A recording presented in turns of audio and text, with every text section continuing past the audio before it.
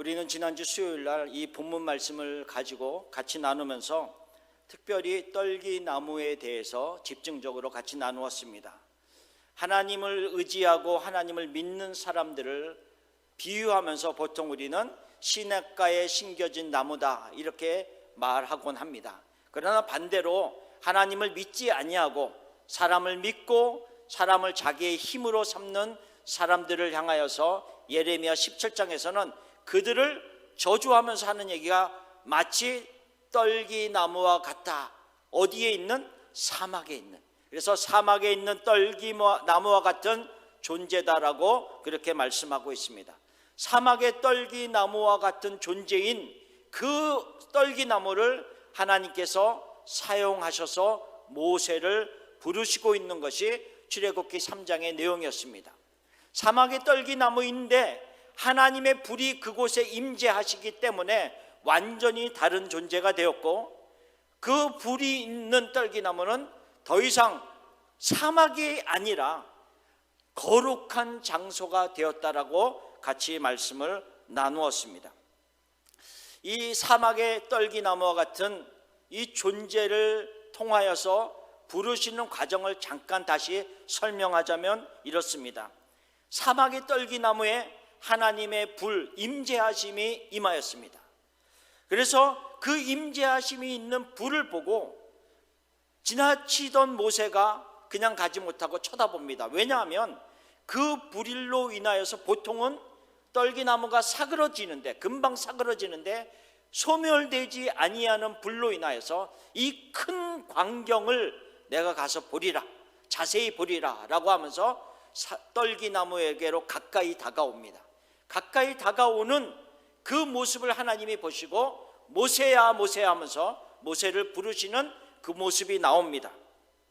그리고 나서 그 모세에게 사명을 주십니다. 애굽으로 다시 돌아가서 나의 백성을 이끌고 나와라 라고 하는 사명을 주시고요, 그 사명을 받은 모세가 후에 애굽으로 다시 들어가서 이스라엘 백성들을 데리고 나오는 과정이 있습니다.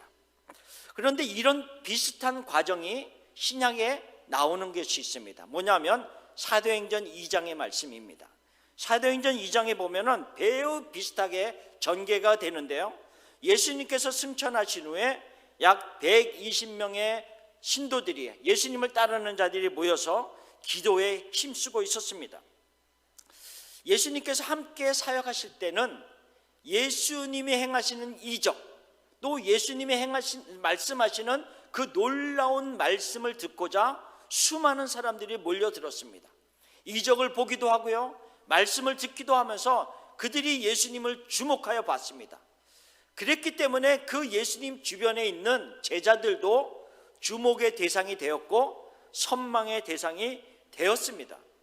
그러나 예수님께서 십자가에 돌아가시고 난 이후에는 제자들이 더 이상 주목의 대상이 되지는 않았습니다. 아니, 오히려 제자들은 주목받는 대상이 되고 싶지 않았을 것입니다. 그래서 그들은 집에 들어가서 단단히 문을 걸어 잠그고 두려움 가운데 숨어 있지 않았습니까?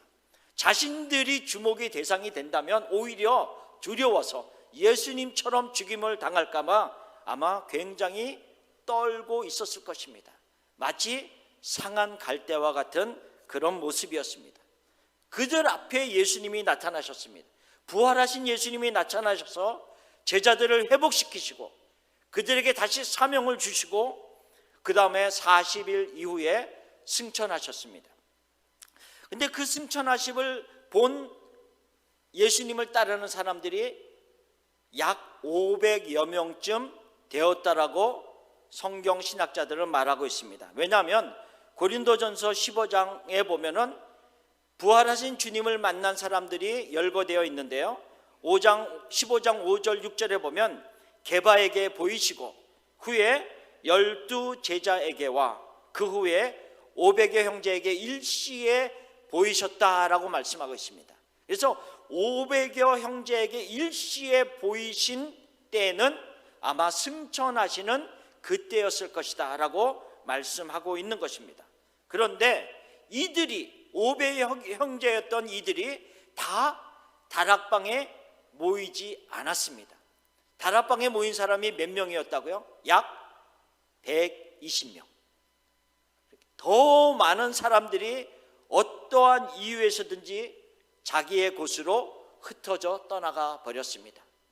약 120명의 사람들만 예수님의 말씀을 간직하고 예수님의 약속을 기억하면서 예루살렘을 떠나지 아니하고 다락방에 모여 있는 것입니다. 그래서 사도행전 1장 4절 5절에 보면은 예수님께서 승천하시기 전에 이와 같이 그들에게 말씀하셨습니다. 사도와 함께 모이사 그들에게 분부하여 이르시되 예루살렘을 떠나지 말고 내게서 들은 바 아버지께서 약속하신 것을 기다리라. 요한은 물로 세례를 베풀었으나 너희는 몇 날이 못되어 성령으로 세례를 받으리라. 분명히 승천하시기 전에 제자들에게 약속하셨습니다. 그러나 그 약속을 붙잡고 다락방에 모여 있는 사람들은 어떻게 보면 500여 명보다도 훨씬 적은 120명이었다는 거죠. 오히려 3배가 많은 380여 명은 자기의 갈 곳으로 흩어져 버렸음을 알고 있습니다. 그 모인 곳에 그들이 오로지 기도에 힘쓰는 그곳에 성령이 임재하셨습니다. 급하고 강한 바람 같은 소리가 그 앉은 모든 곳에 임하였습니다. 그리고 각 사람 위에 불의 혀 같은 성령의 불이 각 사람 위에 임하였습니다. 그리고 그 모든 모인 사람들이 각 나라의 말로 언어로 하나님의 큰 일을 말하기 시작했습니다. 그때는 오순절이었기 때문에 각 나라에서 경건한 유대인들이 예루살렘에 모여 있었습니다. 그래서 모세가 마치 그 큰 광경, 불이 붙는 큰 광경을 보고 떨기나무에게 가까이 다가왔듯이 경건한 유대인들이 각 나라 말, 자기가 있었던 곳의 나라의 말로 하나님의 큰 일을 말하는 것을 들으면서 그곳으로 모여들기 시작했습니다. 모여들었을 때 모세에게는 하나님이 모세야 모세야라고 그를 부르시고 사명을 주셨지만 이 사도행전 2장에서는 11사도와 같이 베드로가 일어나서 그들에게 복음을 전하기 시작합니다. 예수 그리스도에 대해서 복음을 전합니다. 그리고 나서 그날에 3,000명이 예수님을 받아들이고 신도가 됩니다. 제자의 수가 됩니다. 얼마나 놀라운 일이 일어났습니까? 그리고 나서 그 사람들이 자기의 온 곳으로 각각 돌아갑니다. 사명을 가지고 돌아가는 겁니다. 왜냐하면 우리가 보통 사도 바울이 로마에 있는 교회에게 편지를 썼는데 이미 그곳에는 로마 교회가 존재하고 있었습니다. 그런데 바울이 가서 전도하지 않았음에도 불구하고 로마 교회가 어떻게 생겨졌는가를 많은 신학자들이 얘기할 때 여러 가지 이유를 들지만 가장 근거가 되는 것은 이 오순절날에 온 사람들 중에서 로마에서 온 사람들이 있었다는 거죠. 그리고 그들이 하나님의 큰 일을 듣고 예수 그리스도를 주로 영접하고 난 이후에 로마로 돌아가서 그곳에 복음을 전하고 교회를 세웠음을 짐작할 수 있습니다. 그래서 사도행전 2장 10절에 보면 여러 사람에 대해서 얘기하면서 로마로부터 온 나그네 곧 유대인과 유대계에 들어온 사람들이라고 분명히 기록되어 있습니다. 이들이 로마로부터 와서 복음을 듣고 그 다음에 돌아가서 하나님의 복음을 전하고 교회를 세웠음을 알고 있다는 거죠. 하나님께서는 사막의 떨기나무와 같이 또는 상한 갈대와 같이 전혀 주목의 대상이 아니었던 제자들을 사용하셔서 모든 민족에게로 복음이 전파되게 하는 놀라운 일을 이루셨다는 거죠. 그리고 그 복음의 물줄기가 지금 우리에게까지 도달하였습니다. 얼마나 놀랍습니까? 사도행전 2장과 지금 우리와는 전혀 관계가 없는 것이 아니라 그 복음의 물줄기가 사도로부터 또 각 지역에서 온 사람들, 경건한 유대인들로부터 또 사도들이 흩어져서 복음을 전함으로 그 복음의 물줄기가 지금 우리에게까지 왔다는 거죠. 그리고 앞으로 우리를 통하여서 10년, 20년, 100년, 1000년 주님 오실 그날까지 이 복음의 물줄기는 전달되어질 것입니다. 우리가 예수 그리스도로 인하여서 기뻐하고 예수 그리스도로 인하여서 감격하고 힘이 있고 낙심한 상태에서도 다시 일어날 수 있는 것처럼 우리를 통하여서도 복음의 물줄기가 전달되어서 그들도 동일한 기쁨, 동일한 감격, 동일한 힘을 얻으면서 그들이 지날 것입니다. 우리를 통하여서 끊임없이 그 물줄기가 가기를 원합니다. 자, 본문으로 다시 돌아가서요 3장 1절을 다시 한번 읽어보겠습니다.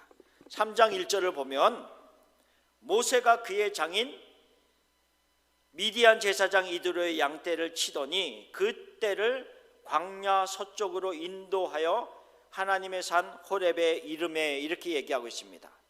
자, 지금 모세가 양떼를 인도하여서 호렙산까지 왔습니다. 그런데 우리가 가만히 생각해 보면요, 지금 하나님은 큰 계획을 가지고 있지 않았습니까? 무슨 계획인가 하면 모세를 호렙산으로 이끌어 와서 그에게 다시 사명을 주고자 하는 하나님의 계획이 있었습니다. 그런데 3장 1절에서는 뭐라고 얘기하고 있냐면 모세가 양떼를 인도하여서 호렙산에 왔다고 얘기하고 있습니다.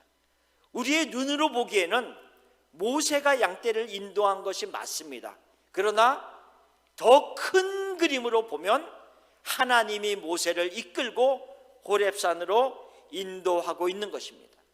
우리가 미국에 살면서 이런 고백들을 많이 합니다. 미국에 이민 올 때 우리가 아이들의 교육을 위해서 이민 왔다 이렇게 말씀하시는 분들도 있고요, 아니면 뭐 회사의 일로 아니면 어떤 다른 이유로 인하여서 우리가 부모님들이 아니면 가장이 미국으로 가는 것을 결정하고 이곳에 왔습니다. 근데 이곳에 왔는데 이 미국에 와서 정착하면서 살다가 한국에서는 전혀 하나님과 상관없이 지내던 분들도 미국에서 예수님을 만나고 신실하게 예수님을 따르면서 평생 지나는 분들이 많이 있습니다. 그리고 더 나아가서는 헌신하여서 목회자가 되시는 분들도 있습니다.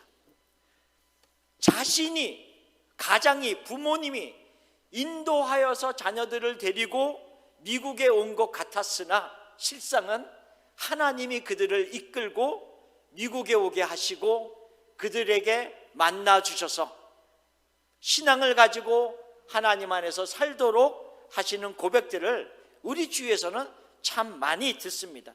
마치 그와 같다는 거죠.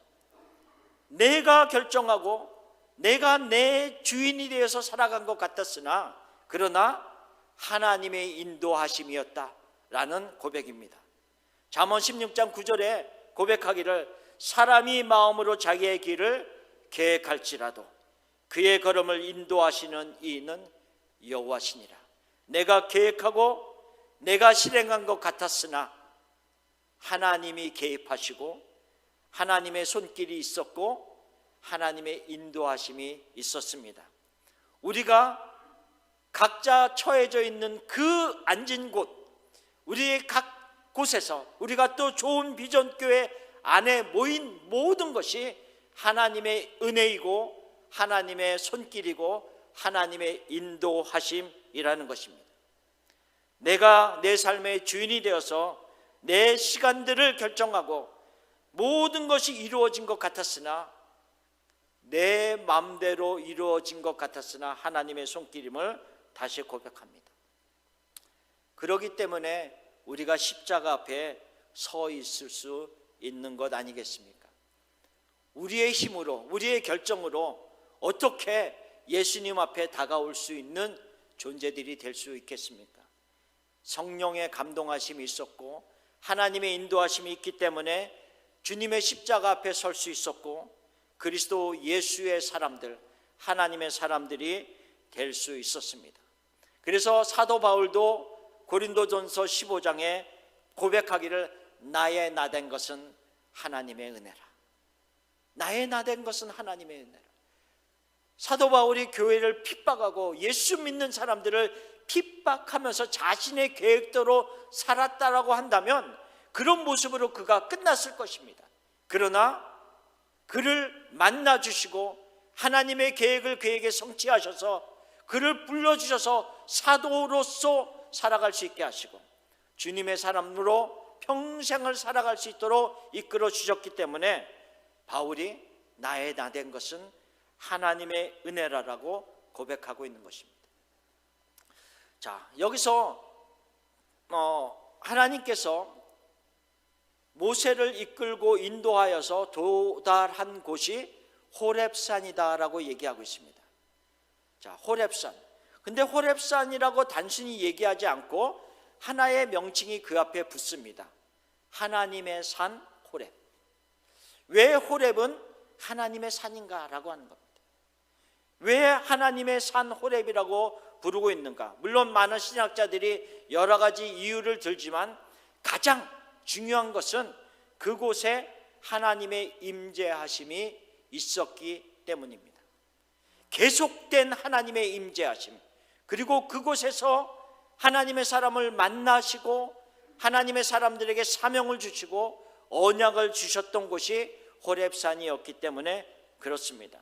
모세에게 소명을 주셨고요, 그 다음에 호렙산에서 이스라엘 백성들에게 율법을 주신 곳, 언약을 주신 것이 호렙이었습니다. 그래서 신명기 5장 2절부터 5절까지에 보면 이렇게 말씀이 나옵니다. 우리 하나님 여호와께서 호렙산에서 우리와 언약을 세우셨나니 이 언약은 여호와께서 우리 조상들과 세우신 것이 아니요 오늘 여기 살아있는 우리 곧 우리와 세우신 것이라. 지금 광야 2세대들에게 말씀하고 있습니다. 가나안에 들어가기 전에 광야에서 남아있는 제2세대들에게 말씀하시길 너희와 하나님과 세운 언약이다. 동일하게 지금 우리에게 말씀하십니다. 여기 지금 살아있는 우리들과 세운 언약입니다. 그러면서 4절에 뭐라고 말씀하냐면 여호와께서 산 위 불 가운데서 너희와 대면하여 말씀하시매 그때에 너희가 불을 두려워하여 산에 오르지 못하므로 내가 여호와와 너희 중간에 서서 여호와의 말씀을 너희에게 전하였노라 라고 말씀하고 있습니다. 왜 호렙이 하나님의 산인가 하면요, 그곳에 하나님의 임재하심이 있었고 그곳에서 언약을 주시고 율법을 주신, 말씀을 주신 곳이기 때문에 그렇다라고 합니다. 그런데 이때로부터 약 500년이 지난 때에 열왕기상 8장에 보면 이렇게 말씀하고 있습니다. 솔로몬이 성전을 완성하고 나서 언약궤를, 법궤를 성전으로 지금 옮기려고 하는 그때입니다. 자, 8장 9절. 그 궤 안에는 두 돌판 외에 아무것도 없으니 이것은 이스라엘 자손이 애굽 땅에서 나온 후 여호와께서 저희와 언약을 맺을 때에 모세가 호렙에서 그 안에 넣은 것이었더라.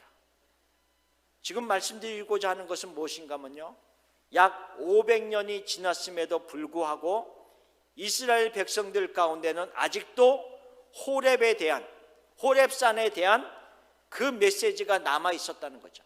그리고 법궤를 소중하게 여기는 그 모습이 남아 있었습니다. 그렇기 때문에 이 열왕기상에 호렙산과 연결된 중요한 사건 하나가 기록되어집니다. 그것은 뭐냐면 엘리야에 대한 사건입니다. 자, 열왕기상 18장 24절에 그 바알의 선지자들과 더불어서 이 엘리야가 영적인 전쟁을 합니다. 누가 참 신인가? 우리 최 목사님께서도 신년 저녁 기도회 때 우리들에게 말씀을 전하여 주신 그 부분입니다. 누가 참 신인가? 그래서 바알이냐 여호와 하나님이냐, 누가 참 신인가에 대한 영적인 전쟁을 합니다. 그리고 우리는 결과를 이미 들어서 알고 있습니다. 바알은 죽은 신이기 때문에, 사람들이 만든 신이기 때문에 결코 불로 응답할 수 없었습니다. 그러나 여호와 하나님은 엘리야의 기도에 불로 응답하셨습니다. 그리고 그날 바알의 선지자들이 다 죽임을 당합니다. 근데 그 소식을 전해 들은 이세벨, 아합의 왕 아합의 아내 이세벨이 그 소식을 듣고 분노합니다. 분노하면서 뭐라고 얘기하고 있냐면, 바알의 선지자들이 죽임을 당한 것과 같이 엘리야도 죽임을 당하리라. 만약 죽이지 아니하면 신들이 나에게 벌을 내리기를 원하노라. 이럴 정도로 이세벨이 아주 강한 분노를 표출했습니다. 그런데 불과 얼마 전까지 하나님의 큰 놀라운 그 역사를 이뤘던 엘리야가 그 이세벨을 피하여 도망가기 시작합니다. 그래서 부엘사바 근처에 광야로 들어가서 한 로뎀 나무 아래에 머물러 앉아서 하나님 앞에 청합니다. 하나님, 저를 죽여주옵소서. 죽기를 원하나이다. 저를 죽여주옵소서. 낙심하여서 그곳에 지쳐서 누워 자고 있었습니다. 누워 자고 있던 그 엘리야를 천사가 와서 깨웁니다. 그러면서 그 엘리야에게 이야기합니다. 일어나라. 일어나서 숯불에 구운 떡과 물을 좀 먹어라. 책망하는 것이 아니라 오히려 먹을 것을 주고 힘을 얻게 하십니다. 그래서 그것으로 힘을 얻은 엘리야가 40주야를 걷고 걸어서 도달한 곳이 호렙산이었습니다. 호렙산에 도착했습니다. 호렙산에 도착했을 때 하나님이 그에게 말씀하십니다. 엘리야야, 내가 왜 여기에 있느냐? 이렇게 말씀하십니다. 너가 왜 여기에 있느냐? 말씀하십니다. 거기에 대한 엘리야의 대답이 무엇이냐면, 이스라엘 자손들이 다 주의 언약을 버렸습니다. 그리고 주의 선지자들을 모두 죽였습니다. 나만 남았습니다. 그리고 그들이 이제는 나의 생명까지 뺏으려 하나이다. 이렇게 하나님 앞에 대답을 합니다. 우리가 쉽게 말하면 이와 같은 대답입니다. 하나님, 나에게 어떻게 이런 일이 일어날 수 있습니까? 그겁니다. 어떻게 이런 일이 나에게 일어날 수 있습니까? 하나님, 좀 말씀해 주세요. 하나님의 산 호렙에 일을 써서 왜 40일을 그토록 엘리야가 호렙산을 향해서 나갔냐? 그곳이 하나님의 산이었기 때문에 그곳에 가서 자기가 지금 당하고 있는 그 상황을 얘기하면서 하나님의 대답을 듣고 싶었을 것입니다. 하나님, 왜 나에게 이런 일이 일어났습니까? 왜 나의 생명이 위태로운 상태가 되었습니까? 하나님이 그에게 다시 말씀하십니다. 산에 다시 서라. 내가 너에게 말하리라. 엘리야에게 하나님께서 응답하기 시작하시는데 19장 11절에 보면 이렇게 말씀하십니다. 여호와 앞에서 산에 서라 하시더니 여호와께서 지나가시는데 여호와 앞에 크고 강한 바람이 산을 가르고 바위를 부수나 바람 가운데 여호와께서 계시지 아니하며 바람 후에 지진이 있으나 지진 가운데도 여호와께서 계시지 아니하며 또 지진 후에 불이 있으나 불 가운데도 여호와께서 계시지 아니하더니 불 후에 세미한 소리가 있는지라. 크고 강한 바람, 지진, 불과 같은 큰 역사가 일어나는 곳에서도 하나님이 잠잠히 있었는데 그 후에 세밀한 음성으로 엘리야에게 말씀하고 있습니다. 다시 물어봅니다. 너가 어찌하여 여기에 있느냐? 동일하게 엘리야가 대답합니다. 이스라엘 백성들이 언약을 다 버렸습니다. 모든 선지자들을 죽였습니다. 그리고 나만 남았는데 내 생명까지도 빼앗으려고 합니다. 그때서야 비로소 하나님께서 엘리야에게 하나님의 답을 주십니다. 아니다. 너만 남은 것이 아니다.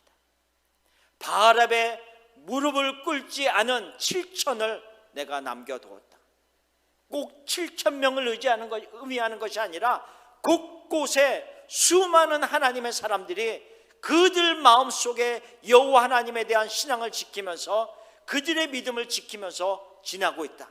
수많은 너의 눈에는 보이지 않으나 수많은 사람들이 아직도 나를 향한 믿음을 놓지 않고 있다라고 엘리야에게 말씀하고 있습니다. 그러면서 그에게 사명을 주십니다. 어떠한 사명을 주냐면요, 아람의 왕을 하사엘이라고 하는 사람에게 기름 부어서 그를 세우고, 그 다음에 예후에게 기름을 부어서 이스라엘 왕을 삼고, 그 다음에 엘리사에게 기름을 부어서 너 후에 선지자가 되게 하라 라고 하는 사명을 주십니다. 그리고 7,000명이 남아있다 라고 말씀하십니다. 혼자인 줄 알았는데 하나님을 향한 나와 같은 믿음을 아직도 가지고 있는 자가 그토록 많이 남아있다라고 하는 그 메시지에 엘리야가 힘을 얻었을 것입니다. 하나님의 응답을 얻고 힘을 얻었을 것입니다. 제가 가지고 있는 한 카톡방에요, 제가 대학생 때 병원 전도대로 한 3년 동안 같이 사역을 한 적이 있습니다. 근데 그 할리에이스 병원 전도대라고 하는 그 카톡방인데요, 아직 몇십 년이 지나오면서 같이 활동했던 한 100여 명의 사람들이 그 안에 같이 있습니다. 그러면서 같이 소식을 나누고 기도의 제목들을 나누고 하곤 합니다. 근데 얼마 전에 한 분이 자신의 아내가, 물론 그분도 같이 활동했던 분입니다, 아내가 암을 선고받아서 지금 이렇게 치료하는 중입니다, 그러면서 기도의 부탁을 올렸습니다. 그래서 많은 분들이 같은 마음으로 기도합니다 라고 올렸습니다. 그 소식을 들은 어떤 다른 한 분이 이렇게 또 소식을 올렸습니다. 제 언니도 같이 활동했던 분입니다. 언니도 지금 혈액암을 선고받아서 지금 치료하는 과정 속에 있는데 몹시 힘들어하고 있습니다. 기도해 주세요. 이렇게 또 올렸습니다. 그랬더니 그동안 얘기를 안 하고 있었던 많은 분들이, 저도 사실은 5년 전에 암을 선고받고 치료받고 지나왔습니다. 저는 벌써 15년이 됐네요. 하나님께서 고쳐주셔서 이렇게 왔습니다. 그런데 마지막에 어떤 분이 이렇게 딱 올렸습니다. 저는 저만 겪는 것이라고 생각하고 있었습니다. 그런데 같은 고통을 많은 분들이 같이 겪고 있었네요. 그런 글을 올렸습니다. 참 주위에 많은 분들이 참 동일한 아픔을 가지고 있는 분들이 참 많구나라고 하는 것을 그 카톡방을 보면서 또 마음으로 새겼습니다. 그리고 그들을 위해서 기도하는 시간들을 가졌습니다. 마치 엘리야가 그런 마음이었을 거라는 생각이 듭니다. 생명이 위태로운 상황 속에서 너무 낙심하여서 죽기를 청할 정도로 낙심하여서 주저앉아 있었는데 하나님이 그에게 천사를 보내서 그를 위로하시고 힘을 주셔서 40일을 걷고 걸어 하나님의 산 호렙에 이르게 하시고, 그곳에서 하나님이 말씀하시는 그 말씀에 대답하면서, 하나님, 어떻게 나에게 이런 일이 일어날 수 있습니까? 내 생명이 위태롭습니다. 그리고 하나님의 백성인 이 이스라엘에 어떻게 하나님의 언약을 잃어버리고 모든 선지자들을 죽이는 일이 이 나라에서 일어날 수가 있습니까? 라고 하면서 그의 마음에 있는 것을 다 토해냈을 겁니다. 그럴 때 비로소 하나님의 큰 뜻을 알게 되었고, 너만 남은 것이 아니다 라고 알게 되었고, 나와 동일한 아픔들, 나와 동일한 고백을 가지고 있는 사람들이 곳곳에 7,000명이나 있구나라는 것을 깨달으면서 힘을 얻었을 것입니다. 호렙산, 모세가 하나님을 만난 그 호렙산, 엘리야가 하나님을 만난 그 호렙산, 그 호렙산은 하나님의 임재가 있는 곳이고 하나님의 말씀이 있는 곳이고 소망을 잃은 자들이, 낙심한 자들이 하나님을 만나는 곳입니다. 그리고 그곳에서 다시 우리들은 사명을 받습니다. 우리의 호렙산은 어디입니까? 모세와 엘리야에게 있었던 그 호렙산, 우리는 어느 곳이 우리의 호렙산입니까? 내가 지치고 낙심될 일이 있을 때 내가 주님으로 인하여서 다시 소생할 수 있는 장소, 그것은 어디냐라고 하는 거죠. 저도 이 말씀을 준비하면서 생각해 봤습니다. 나의 호렙산은 어디일까? 가만히 생각해 보니까 저에게는 늘 하나님께서 제가 힘들고 때로는 낙심하고 때로는 주저앉아 있을 때마다 저에게 힘을 주셨던 곳이 늘 말씀을 묵상하던 그 자리였습니다. 저에게는 때로는 큐티하는 시간에, 때로는 말씀을 묵상하는 시간에 하나님이 찾아오셔서 그 말씀을 통하여서 제게 말씀하시고 힘을 주시고 다시 일어날 수 있는 그 장소로, 그 큐티하는 그 책상을 사용하셨습니다. 어제 말씀을 준비하다가도 이 호렙산이 바로 이곳이구나 라는 생각을 가져서 방문을 닫고 혼자 찬양하고 기도하면서 혼자 부흥회를 했습니다. 하나님, 이곳이 호렙산입니다. 저의 호렙산입니다. 이곳에서 다시 한번 하나님이 말씀하시고 늘 하나님 안에서 살아나게 하옵소서 라고 하면서 어제도 그와 같은 시간을 혼자 가졌습니다. 여러분은 어느 곳이 여러분의 호렙산입니까? 그 장소가 각각 다를 수는 있습니다. 각각 그 장소는 어느 골방일 수도 있고요, 때로는 미국에 와서 그 워킹 클로zet이 좀 넓어서 때로는 그 클로zet 안에 들어가서 기도하는 때도 있었습니다. 각각의 장소가 다 다를 것입니다. 그러나 장소는 달라도 결국 본질적인 것은 예수 그리스도 앞이어야 됩니다. 예수님 앞, 십자가 앞에, 때로는 부활하신 주님 앞에 내가 서야만 그곳에서 내가 소생할 수 있고 힘을 얻을 수 있고 내가 몰랐던 하나님의 큰 뜻을 깨달을 수 있기 때문입니다. 그 호렙산을 회복할 수 있기를 원합니다. 하나님은 모세를 이끌고 호렙산에 오게 했습니다. 인도하셨습니다. 엘리야는 자기가 40일을 걷고 걸어서 호렙산, 하나님의 산에 도달했습니다. 우리가 가야 할 호렙산은 멀기 때문에 가지 못하는 것이 아니라 우리 마음에서 너무 멀기 때문에 도달하지 못할 때가 참 많이 있습니다. 우리 마음에서 지워져 있고 우리 마음에서 너무 멀기 때문에 내가 낙심하여도 힘을 얻을 수 있는 호렙으로 가지 못하는 경우가 많이 있습니다. 우리는 이 장소가 좋은 비전교회, 이 장소가 우리 모두의 호렙산이 되기를 원합니다. 이곳에서 선포되어지는 말씀들을 통하여 낙심된 영혼들이 힘을 얻고 이곳에 와서 하나님 앞에 기도할 때마다 하나님으로부터 뜻을 알고 깨닫고 하나님의 음성을 들으면서 회복되어지는 장소, 이 장소, 이 교회가 우리에게 모두에게 호렙산이 되기를 원합니다. 그래서 참으로 좋은 비전 교회를 통하여서 이 복음의 물줄기가 계속해서 10년, 20년, 100년, 1000년 예수님 오실 때까지 수많은 영혼들에게 도달하게 하여서 우리가 예수님 앞에 갔을 때 우리 뒤에 나를 통하여서, 우리를 통하여서 복음을 받아들인 사람이 누가 있는가 돌아볼 때에 그 뒤에 수많은 사람들이 서 있기를 원합니다. 나도 동일한 힘을 얻었습니다. 나도 동일한 기쁨을 주님으로부터 얻었습니다 라고 우리 뒤에도 수많은 사람들이 동일한 고백할 수 있기를 원합니다. 다시 한번 생각해 봅시다. 우리에게 호렙산은 어디입니까? 그 호렙산을 회복할 수 있는 여러분들이 되시기를 예수님의 이름으로 축원합니다.